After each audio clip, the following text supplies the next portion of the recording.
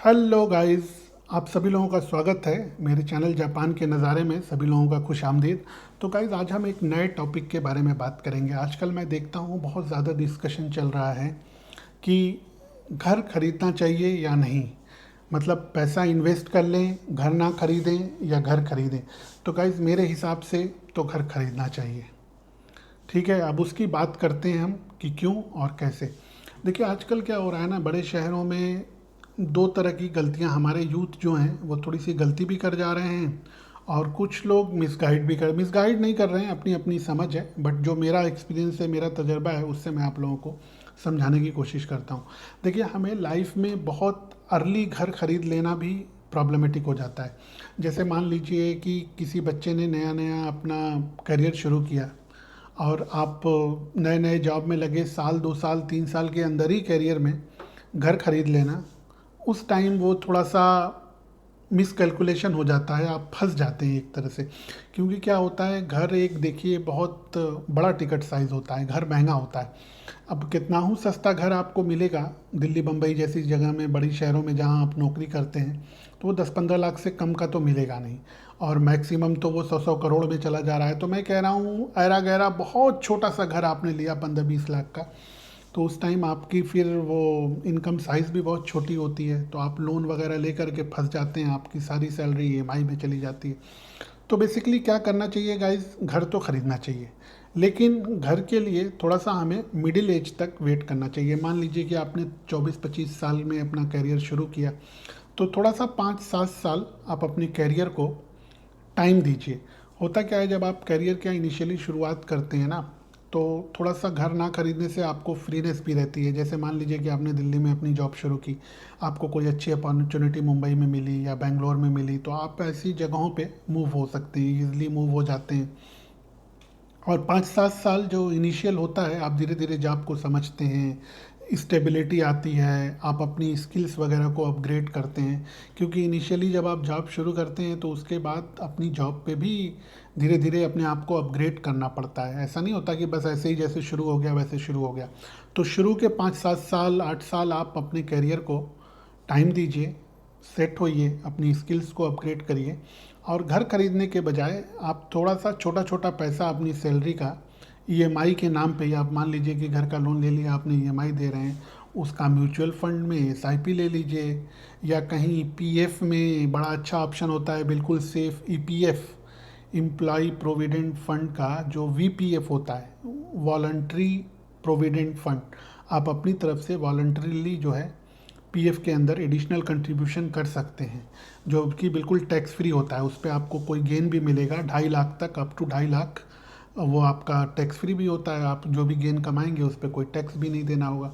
तो ऐसे करके आप उसको इस चीज़ में इन्वेस्ट करना शुरू कर दें ईएमआई के नाम पे, और आप मान लें कि आप ईएमआई जा रही है, पैसा कट जाएगा आपके अकाउंट से, और जो पैसा बचता है उसमें आप अपना घर चलाने की कोशिश करें। और सबसे अच्छी चीज़ ये भी कि आप ये ना सोचें कि महीने के आखिर में खर्च के बाद जो बच गया वो मैं इन्वेस्ट करूँगा, नहीं। सैलरी आते ही सबसे पहले उसको इन्वेस्ट कर दें, चाहे म्यूचुअल फंड की एसआईपी ले लें, चाहे बहुत सेफ खेलना है तो वीपीएफ ले लें। और मैं तो भाई देखो, उसको एफडी को मैं मानता नहीं, एफडी बहुत बेकार चीज़ है। वो हमारे पैसे का मज़ा कोई और ले रहा है। तो उससे अच्छा जो लोग काम वाम कर रहे हैं ना, जॉब वाले, वो वीपीएफ में डाल लें। वो भी गवर्नमेंट का होता है, उस पर ज़्यादा इंटरेस्ट मिलता है, स्टेबल होता है और टैक्स फ्री भी होता है। उसके बाद जब आपकी एज थोड़ा 30 साल क्रॉस करती है, या 30 साल के थोड़ा सा आगे जब जाते हैं आप ना, 30 से 40 के बीच में आप थोड़ा सेटल हो चुके होते हैं। मतलब कैरियर आपका थोड़ा मिड लेवल पे आ चुका होता है, सैलरी वैलरी भी थोड़ी अच्छी हो चुकी होती है, और शादी वादी भी हो चुकी होती है जिन लोगों को करना होता है, और आपकी फैमिली भी बन चुकी होती है। तो आपकी लाइफ थोड़ा सा स्टेबल हो चुकी होती है। आप मतलब प्रिटी मच क्लियर होते हो कि अब मैं इस जगह पे हूँ, यहाँ सेटल हूँ, अब मैं यहाँ घर ले सकता हूँ। तो आप अपनी ज़िंदगी को ना थोड़ा सा ठहराव देने की कोशिश, उस स्टेज पे जा कर के आप घर ले सकते हो। तो जो आप पीछे 10-12 साल से पिछले वो जो इन्वेस्ट कर रहे थे घर के ईएमआई के नाम पे, उसी टाइम लोन लेकर के आप फंस जाते, बैंक को पैसा देते। उससे अच्छा आपने इन्वेस्ट किया। तो म्यूचुअल फंड वगैरह में जो लंबा टाइम 10-15 साल होता है, उसमें देखिए 12 से 15% तो बढ़ ही जाता है। तो वो जो आपने ईएमआई बैंक को देनी थी उससे अच्छा आपका पैसा बढ़ करके अच्छा खासा पैसा तैयार हो गया आपका। वो जो होता है ना, शुरुआती पैसा जो देते हैं 20%, 20% मनी जो देना पड़ता है अपने पास से, इनिशियल मनी, वो आपका हो गया रेडी। तो उससे आप अपना घर खरीद लीजिए और चाहें तो बैंक का लोन करा लीजिए।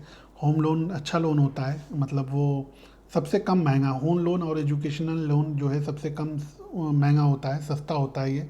तो इसको आप ले करके धीरे धीरे अपनी जॉब से ज़्यादा कमाने की कोशिश करें और ईएमआई भरना शुरू कर दें। इस हिसाब से आप घर ले सकते हैं। अच्छा, घर क्या होता है ना, बहुत से लोग ज्ञान देते हैं कि घर ना लो, इधर उधर इन्वेस्ट करो और आप रेंट पे रहते रहो। लेकिन नहीं गाइस, क्योंकि क्या होता है, रेंट का पैसा आप जो दे रहे हैं वो सारा मकान मालिक के पास जा रहा है, उससे आपको कुछ भी हासिल नहीं हो रहा, कुछ भी वापस नहीं आ रहा आपके पास। ठीक है।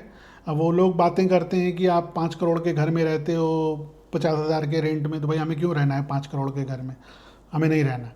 आप अपना का एटलीस्ट जो घर ले लेंगे तो उसकी जो ईएमआई देंगे वो आपके घर में इन्वेस्ट तो हो रहा है, आपके पास एक ठोस घर तो है। कभी ना कभी जाके वो चीज़ आपकी तो होगी। रेंट पे तो रेंट भी देते रहे और एंड ऑफ द डे आप खाली हाथ होंगे, आपके हाथ में कुछ आएगा भी नहीं। तो ये हो गई बात, घर लेना चाहिए।